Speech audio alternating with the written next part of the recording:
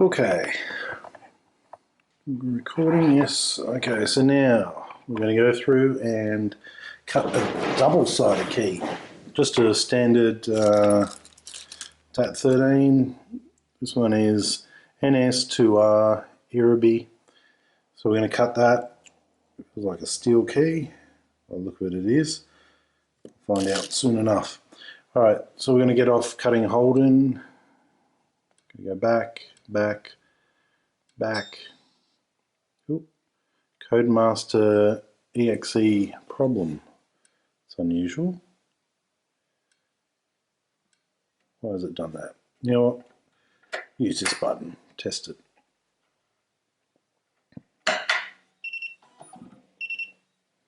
Okay, boot it back up again. We have it running for a few hours now and we have tested it. Just do a bit of clean while I'm waiting. Make sure the drawers are clean. It's booting up. Loading device information, good, it's all there. No error, good. Standard, no, it's an automotive. It's alright, when it stops, go back. Automotive. And it is a Nissan or a Datsun. No Datsun listed there, so we'll go under, actually we'll go by manufacturer, no.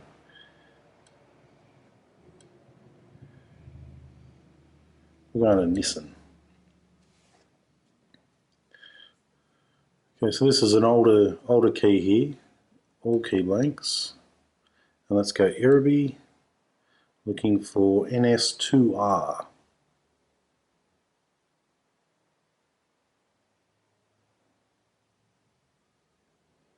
Taking a minute or two to load.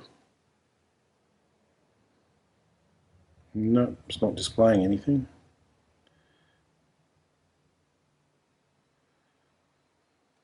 It's definitely an Irribi. Flipping over, Irribi, yes. Maybe we just need to be more patient with it.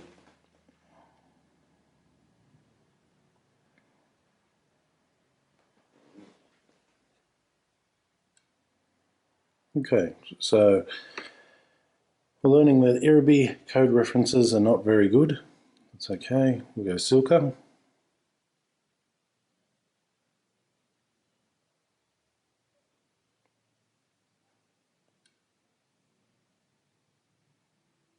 Okay, DAT10, we want to go back.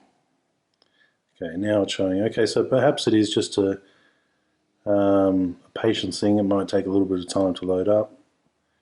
It's more of a DAT13, NSN, S2R.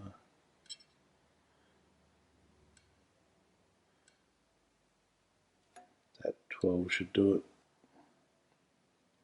Okay, lining up from the shoulder, key blank, okay. Same, very similar key blanks, I think we'll get away with that. This is just for an example. Input. Okay, so there are our cuts there. There are a amount of cuts. There are depths. There are cuts. So let's just, for the example, 1, 2, 1, 2, 1, 2, 1. Oh, you know what? Let's try a 3 and a 4. Okay, that's what our key should look like. So let's go ahead and cut it. Okay, 2mm cutter, yes. Draw number 1, yes. Holding it, key stop, this part here would be in the first position, lining up to the shoulder here. Okay, so all that information there is quite straightforward. Sliding the key in, it's not asking us to put it on top, it's asking us just to slide it in here, which doesn't seem right. It should actually be held, I believe, at the top. It should be held up the top here, allowing the cutter, sorry, I'll show you down here. So originally there, for a moment there, I thought you put it in the same as you would a normal side track or double track key, but of course how's the cutter going to get in there? So I'm going to go up to the top position here. Remember there are clamps for this, I'm not sure if we're going to need them. It's not stating that we need them, so we'll find out. putting it in there, sliding it up. Okay, using this to the shoulder guide. Pretty sure we're good to go there. Cut. Speed, let's go with steel.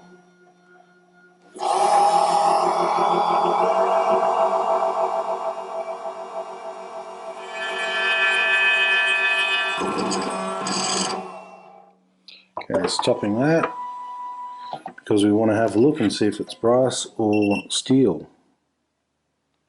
Very hard to see, but that's actually a steel key. Okay, so we're on the money there. Putting it back in. Checking our shoulder is hard up against our edge here, which it is. Checking our speed again, we've got steel, that's good. Sense. Sense probably should be on, so we'll put that on. We'll try cutting once more. Hopefully it'll sense it. If there's any problems, it'll come up in the sense. These machines work on touch. Okay. So it hasn't said the keyblade's too short, too long or anything.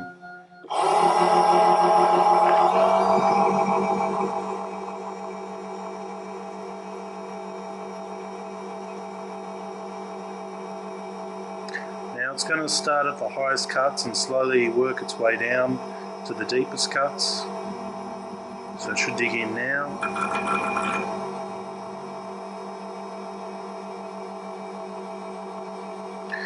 It is a very slow way of cutting a single-sided key, but it will cut it.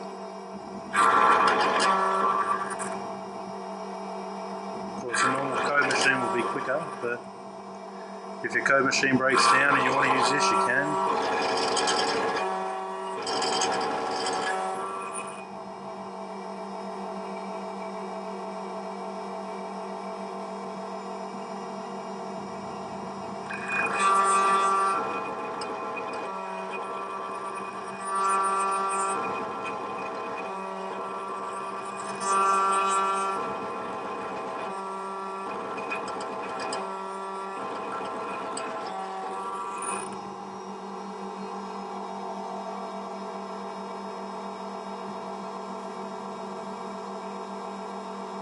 Now swing side 2.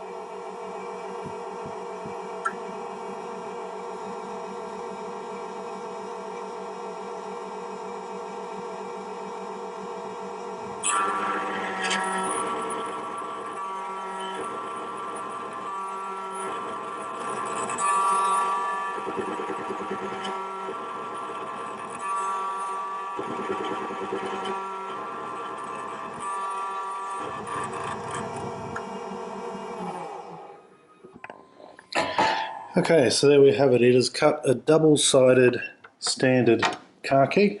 It's a code. As you can see, it's equal on both sides. Now, one thing I do know about this key machine being using a miller to cut it, all the grooves are what they call laser or contoured, so you don't have those sharp points. Those sharp points on older cars are good to help retain the key into the ignition. This particular one has more of a wavy pattern. The benefit of that is that it will slide in and slide out of the ignition a lot smoother. Some cars it works better like that. This particular one, the key would work fine. It's cut perfectly. It's cut to specifications, but it doesn't retain those barbs at the end. There's a little one there. All the cuts looking over them there are quite good. One thing I do notice on the machine up the top here, it does give me my spacing, but it doesn't actually give me reference to my spacing. It would be nice if it had like Instacode and said this far, this far, this far, and this thick. That way I could run the vernier calipers over it and know how precise this key is to specifications. But it doesn't actually do that.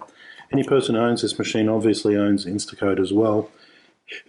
It's not really a machine suited for the general key cutter. It's more suited for people who are actually making keys for a living. So the test of a double-sided car key was successful. First run, cut it, no problems, straight away, nice and easy. So that was the double-sided car key. And once again, it's all up here. If you want to change a code, pick your code, enter in your code, decode, or anything like that. Since we've got everything set up, we might as well go for a decode function on this one too, just to see if we come up with the same bidding as we have before. Cleaning the machine down now, just giving it a quick clean, remembering this machine works on sensing. So I'm going to load the key back up into the top jaw where it sits on top. Back here with the shoulder guide. Finding my shoulder and dropping this down. Now remember that code 12121234. Let's see if we can find it. Decode. Yes, put the probe in, yes. Decode. See how we go.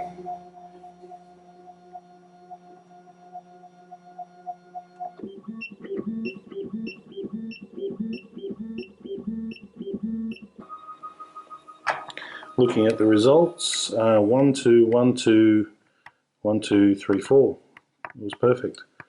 So that is cutting a double-sided key. Of course, there are other key machines out there that do it quicker, give you more options on this, but for this particular machine, for what it is and what it does, it's pretty good. If your other code machine breaks down, or if you only occasionally cut a key, this would work for you quite well. More used for other keys, but you can use this key machine for doing all types of keys. That's why we're giving it the road test, to test it through with all its cradles and things and see how practical it is and what we can get out of this machine and how hard it is to use. This machine will be, we'll put some more references such as the manuals and things online, and for now I think we're going to cut 1 or 2 more keys and conclude our test. Okay, so just in conclusion on this key machine here, we've gone through a number of keys in our previous videos. I'll run you through what we've done. We've done a double-sided car key. Okay, we've cut that to code and we've decoded that. That works fine. We've done a tubular key cut. First one was good, second one was no good. Then we went through some settings and found the right setting, which was under Fort, I believe it was, and that seemed to work quite well then, and was able to cut and decode perfectly. There is probably a few settings with each particular things. One of the big things we learn about this machine is the probe. Very, very important, as you can see it there. Has to be clean. The jaws have to be clean all the time. If they're not clean, you will get swarf build up and you'll get an inaccurate reading, cutting a bad key and potentially breaking your probe. One of the other things we learned is, yes, you can cut plastic keys. You do need to calibrate the cutter before doing so. And also when you swap jaws, or if it's in the back of a van, always calibrate the machine before cutting anything. There's very few keys we haven't sort of cut on this machine. We do have a couple of other jaws which we haven't demonstrated. One of them being the number 3 jaw here, which is for single-sided standard key cutting, and also some car keys there as well. We haven't demonstrated that one, but you get the idea. And the other one is for this LDV keys as well. We haven't done that one, but generally speaking it's quite easy. From what we have done, we've done the high security multi-lock key, which worked. We've done the single-sided laser key, which worked. They're all quite good, and we also was using a very badly cut key, as what's a very badly conditioned key, similar to what your customers might be asking you to cut. We've also calibrated using this piece of metal which comes with it. We've shown you the parts that come with it: extra bands, extra grub screws. These grub screws are for up here if you lose them. The bands are located in here. That's located in the manual as well. Extra little grub screws for the tibby, We've also found the problem of flicking and not counting your angles properly can result in a badly cut key, which we did. So it's quite easy to flick it, so it's very important to count your angles. So that's the Tibi key we cut. We've cut the single-sided laser key, double-sided, tubular key, and we've compared them all, and for what it is, this machine seems to be very good. We haven't shown you the stop button. Yep, that works too. It takes a little bit of time to boot up. That is one thing about it that I have noticed. It does take a little bit of time to reference its code, its data files. It did pop up with an error over our test of 5 or 6 keys. Quick, simple reset was able to do it. We haven't tried the engraving as of yet, and we haven't tried the direct just copy button where it should pump out a copy of a copy. So those ones we haven't tried, but generally speaking, for what we've seen, it's not going to be a problem because it decodes and recodes and does everything else perfectly. The machine comes with one standard cradle. My advice is to get the whole set. When you order the whole set, you're going to get extra cutters, you're going to get all the tools, everything you need to do exactly what we've got in front of us. There are a few little parts like these which all need to be kept safe. These are the jaws for up here, for certain ones that might ask you to install them. Another part we didn't show you here was a tip stop here. It has a magnet on the back, so you can simply, you know, stick it on there. Obviously you put it in there and you use it as some sort of tip stop. Or it could be there. No, it's probably like that. With this type of machine, there is a little bit of fine-tuning as far as using it and getting used to it. Once you know how to use it and you know what the settings are, you're not going to have too many problems. But if you don't sort of follow the instructions we're giving you, or if you don't read the manual, or if you don't follow those things, you will find your blunt cutter, wrecker probe, along these lines. The machine is quite good as far as sensing when it's got a problem, when it's not accurate, when it's the key blank's too big, or if it's not going to cut properly. Along those lines, it's pretty good. The touchscreen as well, we're finding pretty good. A little bit slow and sluggy, but for what it is and the price it is, it's fabulous. The upgraded firmware and all the rest which is in it at the moment is 11.00, which is pretty good. You know, you couldn't ask more out of a machine. Some of the amazing features I found amazing was the dimple function.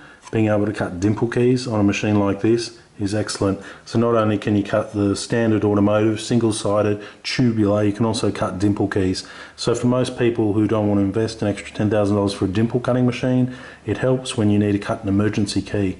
Of course, you know, most of the time they'll be restricted or you won't be able to get the key blanks, but there are certain profiles out there which you might want to cut dimple. For example, some of the cheaper locks coming in from China, which are all sold at the hardware shops. If you want to start cutting those sorts of things, you can reference them up, decode them, cut them, and the key blanks for those are accessible. The key history as well is something that's quite good. Last key option up here, so you can flick back to your last key that you've cut. Retaining the bidding and things like that is quite good. Key history, that's all the keys we've kind of gone over this afternoon. Favorites, well, we shouldn't have any because we haven't selected any. The actual copy function we didn't test. We went through that and why we didn't. Caution, this new key is still beta and has offered test purposes. Use this feature at your own risk. Okay, so that one there is at your own risk. My key info, obviously customer databases, we haven't installed any of them. But if you do have somebody who's prone to losing their car key, or it is a dimple key or something along those lines, it is worthwhile sort of having. And you create new custom down the bottom as well. Very handy. Very handy. Okay, use this function with caution. This function requires that you are familiar with detailed parameters of the key, otherwise it may damage your machine. Okay. Okay, so my key profile, okay, that's cool. Also another thing was making your own cards and specifications. That one was in there too, we went over. That one's very handy if something's not out there and all you can get is a copy of the key. At least you can measure it, measure the cuts, measure the spacing and put them in to your own needs. So that's quite good if something's not yet on the market or you can't find it on Instacode, which has happened a few times. The key marking we haven't done. Maybe we'll try that one now. In conclusion, for the price of this machine, yeah, for somebody who doesn't do, well, for somebody who does a little bit of automotive but not automotive every single day, yeah, it's a great machine. If you're doing automotive type blocks and things every single day, I'd advise probably a more expensive machine, just because they go faster and they're, how do you say, made by manufacturers that have more options, and they always add options that are compatible. This type of machine, you buy it, it's a once-off type purchase, you get it, it does what it does. Its specs are up to 2015. If you need more specs after that, you've got to upload it. So really it's everything up until now, but you know, might or might not get what's in the future. Also with servicing and things like that, with this type of machine being an import, you get what you get and you don't get upset. So if it has a fault or something, you need to redo it or check it. Most of the time, a lot of the faults are caused by bad belts, bad sensor, corrosion between the sensors and things like that, where the machine hasn't been looked after. So as long as you look after it and you keep it lubricated up, keep it in good condition, you shouldn't have any troubles. But as far as servicing, the machine will have to be sent away to be serviced. And at this stage, there doesn't seem to be anyone in Australia who sort of services this. So all of it will be remotely done and will take time. That's one of the downfalls with such a machine like this. But for anybody looking for a machine that is cheaper to do all of these functions, it will certainly pay for itself time and time again, and you'll get many, many years out of it. All right, further questions, please email us, and we'll do a quick video on engraving. We'll see if we can get that to work now. Okay, so we've just gone to the engraving function on this particular machine now. I've simply clicked on the screen, clicked on the keyboard, entered in the words test, clicked OK. We're not sure how it lines up or how it actually engraves, but we're going to find out soon enough. This button here, I'm not too sure, that might be the sensing button. Nope. And you can move this text up and down according to where it is needed. So let's see if we can just get it to work. Now there's a load here, so if you want to load things, image, font, larger, smaller, grid, moving it left and right, moving it again left and right. So it hasn't told us what jaw or anything it needs to be on. Okay, here's the speed, slow, fast, shallow, deep. So we're just going to go shallow, straight line, outline, or etched, the size of it, and next. Okay, next. Okay, so obviously now it's going to find the key. Okay, so it's come up with an error there. One thing I did notice is it hasn't told us what jaw to use.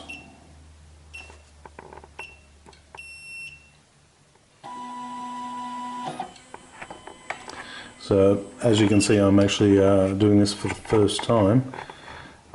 Okay, let's try this one here. Actually, we might even consult the manual here, see if it has an engrave function. Frequently asked. Key clamping, decoding frequently, bidding.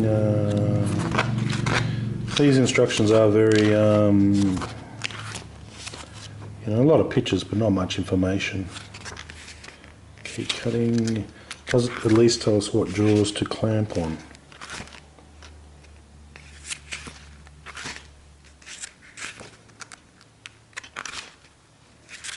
Clamp calibration, clamp reference, bidding, program data upgrade, key copying, frequently used key, yes, bidding, warranty. There is some sort of 12 months warranty there as well. So the machine would need to be sent overseas to do that. Alright, let's see if we can roll through this, moving it up, moving it down. Okay, so there should be something here to actually sense where the area is that we wish to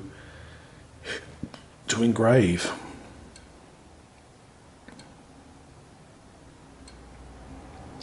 Load design 1. Okay, test. Add text, larger, smaller, font, grid. Okay, we have a grid. Select which way you want it. So we're actually going to try and engrave this key here in this small section here. I know what you're thinking, good luck, but there must be a way of actually doing it.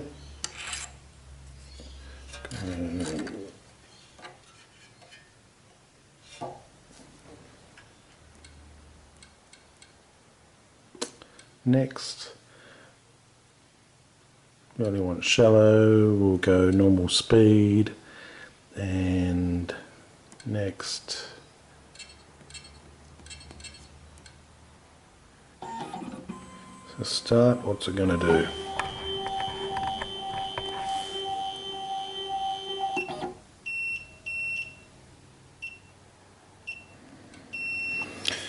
Okay, stop. So obviously it's sensing into this section here. This is too big for this, so it must be one of the other jaws, which they haven't told us about. Sensing key clamping. They haven't advised us which jaw does what, so we're going to have to find out the hard way. Clamping doesn't mention anything about engraving. Does this one dimple cutting? Doesn't mention anything about engraving. Okay, tubular cutting, definitely not. 1, 2, 3, 4, that's the main jaws there. So let's try the jaw we have not yet tried.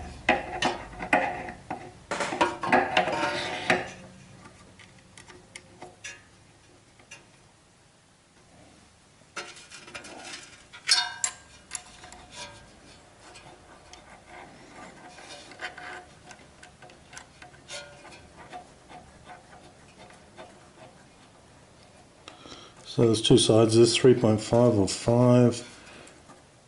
Okay, let's put that in there. See how that likes it. Obviously it's going for a particular height.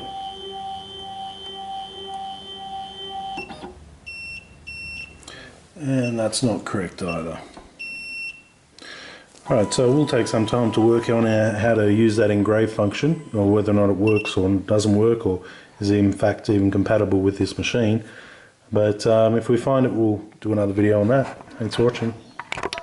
Okay, so after a little bit of mucking around, we've gone through, and there is an engrave function on this machine. We're going to see if we can get it to work now. With the cutter, I've changed it to the dimple type cutter, so that way it can actually dig into the key and make some indent, and choose key marking on the top. You can kind of see it there. We're going to try just the basic. Now the jaws, I'm not too sure on which jaw. There was no reference on that. There was no instructions on that. There was no cutter for actually just engraving. Now setting up the engraver is all quite fine here. Like you put in the text you want. You can put an image. You can put different fonts, all that sort of stuff. There was no lining up, there was no tool changing, so it's pretty much sort of working it out as you go. So I've got the input there, which is what we're going to be printing. Moving to our next, selecting the speed, shallow, straight line, Z clearance, we'll do that one too. Now it's got the input there and just the start button. So it's basically going to feel the cutter, feel the material, make contact. Now from here, there's a square on top here, a square and a circle. I'm going to hit that, and nothing happens. So what I'm going to do is I'm going to bring the material over till it's about centered. It takes a lot, you've got to push it many, many times until it's centered. Then I'm going to hit engrave and see what happens.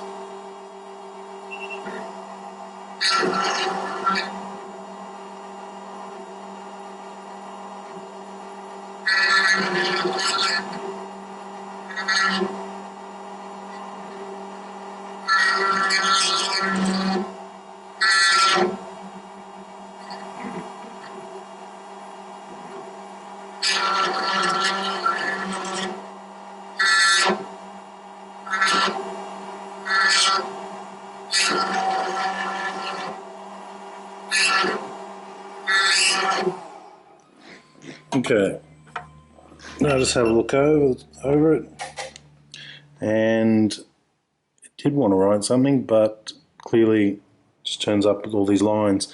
So there could possibly be a separate different cutter for this, and there could also be a separate jaw for that. I'll look into that on our next videos. But as far as trying to use the engrave function, I think I've just proved it right there that you're not really going to have much luck on that, and hopefully we didn't damage the cutter in the process. So it can do everything else, and that's it.